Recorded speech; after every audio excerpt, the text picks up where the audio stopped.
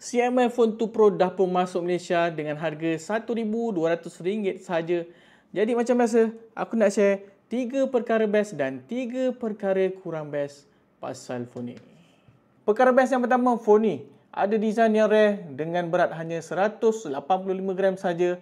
Memang terasa selesa bila dipegang.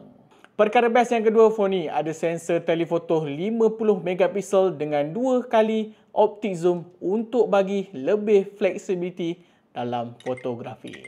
Perkara best yang ketiga, Xiaomi Phone 2 Pro ni dah support fungsi NFC, jadi korang boleh guna Google Wallet dekat phone ni.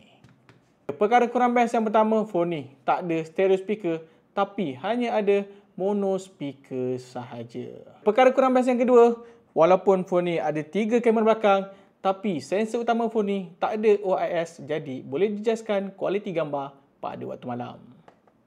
Perkara kurang best yang ketiga, walaupun phone ni support pelbagai aksesori tambahan, tapi ada beberapa aksesori yang tak ditawarkan untuk pasaran Malaysia. Jadi dengan harga RM1,200, apa pendapat korang?